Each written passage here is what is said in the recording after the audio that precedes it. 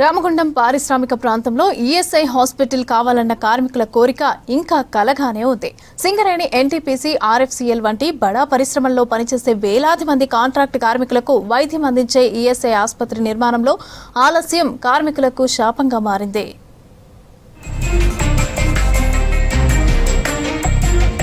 పెద్దపల్లి జిల్లా రామగుండం పారిశ్రామిక ప్రాంతంలో 100 పడకల ఈఎస్ఐ హాస్పిటల్ నిర్మాణం ముందుకు సాగడం లేదు. 2018లోనే హాస్పిటల్ నిర్మాణానికి కేంద్రం నుంచి అనుమతి లభించినా అప్పటి బీఆర్ఎస్ సర్కార్ అనువైన స్థలం చూపించలేదు. ఆ తర్వాత 2022లో సమాధుల పక్కన చెత్త డంపింగ్ యార్డ్ స్థలాన్ని చూపించారు.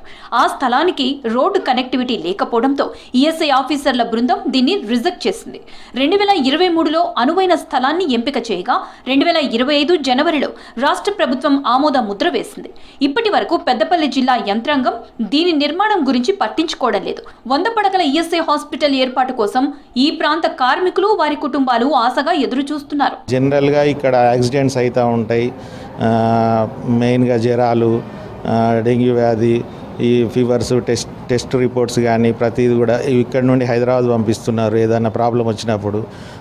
కానీ ఇక్కడ డాక్టర్స్ని కూడా సరైన సౌకర్యంగా కల్పించి మాకు సరైన సేవలు చేయాలని కోరుచున్నాము. ప్రస్తుతం ఎన్టీపీసీలో ఉన్న ఈఎస్ఐ హాస్పిటల్లో ఒక ఎంబీబీఎస్ డాక్టర్ మాత్రమే వైద్య సేవలు అందిస్తున్నారు. హాస్పిటల్ పరిధిలో సుమారు 50,000 కార్డ్ హోల్డర్స్ వైద్య సేవలు పొందుతున్నారు. ల్యాబ్ టెక్నీషియన్ తో పాటు 14 మంది సిబ్బంది పనిచేస్తున్నారు. అసంఘటిత రంగంలో పనిచేస్తున్న కార్మికులకు మెరుగైన వైద్యం అందాలంటే హైదరాబాద్ లోని నాచారం ఆసుపత్రికి రిఫర్ చేయాల్సిన పరిస్థితి ఉంది. అదే రామగుండంలో సూపర్ స్పెషాలిటీ ఆసుపత్రి నిర్మిస్తే కార్మికులకు మరింత మెరుగైన వైద్యం అందించవచ్చని వైద్యులు అంటున్నారు. ఇక్కడ మేము ఈ డిస్పెన్సరీలో 14 మెంబర్స్ స్టాఫ్ మాత్రమే చేస్తున్నాము. మాకు కూడా ఓవర్గా బర్డన్ అవుతుంది. అయినప్పటికీ మాకు సాధ్యమైనంత వరకు పేషెంట్కి సర్వీసెస్ ఇవ్వడానికి ప్రయత్నం చేస్తున్నాము. చుట్టుపక్కల కరీంనగర్ నుంచి, సిరిసిల్ల నుంచి, పెద్దపల్లి నుంచి, జగిత్యాల నుంచి అందరూ పేషెంట్స్ వస్తారు. పేషెంట్స్ అందరికీ కూడా సర్వీసెస్ అవైలబుల్ ఉండడానికి ఇక్కడ హాస్పిటల్ అనేది ఎస్టాబ్లిష్మెంట్ చేస్తే అందరికీ ఉపయోగపడుతుంది. ఏదైనా ఒక సంస్థలో 10 మంది అంతకంటే ఎక్కువ మంది పనిచేస్తున్న వారు ప్రతి నెల 21,000 లోపు వేతనం పొందితే వారికి ఎంప్లాయీస్ స్టేట్ ఇన్సూరెన్స్ ఈఎస్ఐ వర్తింపచేస్తారు. కార్మికుడు పొందే వేతనంలో 0.75% కార్మికుడి నుంచి, 3.25% మేనేజ్మెంట్ నుంచి కలిపి మొత్తం 4% ఈఎస్ఐకి జమ చేస్తారు.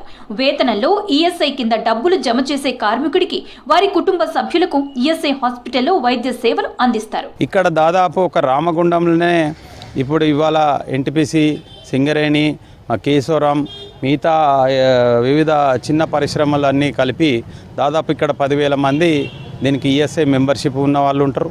అదేవిధంగా జైపూర్ కావచ్చు, దేవాపూర్ కావచ్చు, కాగజ్నగర్ కావచ్చు, ఇవన్నీ కూడా దాదాపు ఒక 25,000 ఈఎస్ఐ సభ్యత్వం కలిగినటువంటి ఇక్కడ ఉంటుంది. వాళ్ళందరికీ కూడా ఇక్కడ 100 పడకల ఆసుపత్రి రావడం వల్ల మనం అందరం కూడా హైదరాబాద్కు పోవడం మనకు దూరభారం తప్పుతుంది, ఖర్చులు తప్పుతాయి, వ్యయ ప్రయాసాలు తప్పుతాయి. ఈఎస్ఐ రామగుండం బ్రాంచ్ పరిధిలోకి పెద్దపల్లి, మంచిర్యాల, జగిత్యాల, కరీంనగర్, సిరిసిల్ల జిల్లాలకు చెందిన సుమారు 60,000 మంది కార్మికులు వస్తారు.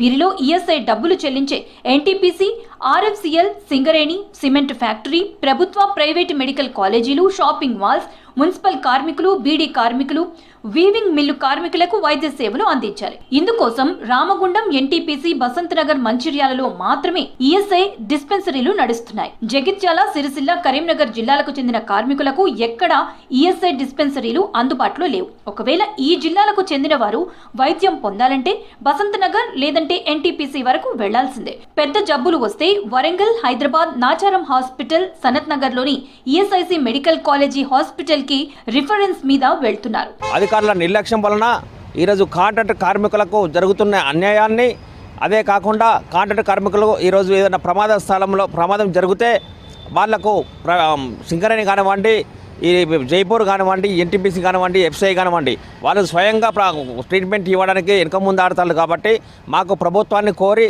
ఈఎస్ఐ హాస్పిటల్ అయితే మాకు అందుబాటులో ఉంటుంది. మాకు అన్ని విధాలుగా సౌకర్యాలు ఉంటాయి. పెద్దపల్లి ఎంపీ వంశీకృష్ణ గారు కూడా ఈ ఈఎస్ఐ హాస్పిటల్ కొరకు ప్రతిపాదించి పార్లమెంట్లో ప్రస్తావించడం జరిగింది. ఖచ్చితంగా మాకు కార్మికుల పక్షాన, కార్మికుల శ్రేయస్సు కోరి మాకు ఇక్కడ ఉన్న ప్రభుత్వం కూడా సపోర్ట్ చేసి, గతంలో 5 ఎకరాల స్థలం ఉంటేనే ఈఎస్ఐ హాస్పిటల్ నిర్మించవచ్చని నిబంధనలు మార్పు చేసి 2023లో కొత్త నిబంధనలు తీసుకొచ్చారు. దీంతో రామగుండం పట్టణంలో 3 ఎకరాల 30 గుంటల స్థలం అందుబాటులో ఉండగా ఆ స్థలం కబ్జా కాకుండా కార్పొరేషన్ ఆధ్వర్యంలో చుట్టూ ప్రహారీ నిర్మించారు. ఈ స్థలంలోనే 100 పడకల హాస్పిటల్ నిర్మాణం చేపడతామని మళ్లీ కొత్తగా ప్రతిపాదనలు పంపగా 2023 డిసెంబర్ 12న జరిగిన ఈఎస్ఐ కార్పొరేషన్ 192వ మీటింగ్ లో 100 కోట్ల నిధులు కేటాయిస్తూ ఆమోద ముద్ర వేసింది. రాష్ట్ర ప్రభుత్వం కూడా 2025 జనవరి 8న హాస్పిటల్ నిర్మాణానికి అనుమతినిచ్చింది. ఇప్పటికీ 7 నెలలు గడుస్తున్నా జిల్లా యంత్రాంగం రామగుండంలోని ఈఎస్ఐ హాస్పిటల్ నిర్మాణం విషయంలో ముందుకు కదలడం లేదు. ఈ విషయంపై పెద్దపల్లి ఎంపీ గడ్డం వంశీకృష్ణ పార్లమెంట్లో ప్రస్తావనకు తీసుకువచ్చారు. వెంటనే కార్మికులకు హాస్పిటల్ నిర్మించి వైద్య సేవలు అందించాలని అధికారులను కోరారు. ఇప్పటి వరకు అధికారులు ఎందుకు నిర్లక్ష్యం వహించారో సమాధానం చెప్పాలన్నారు.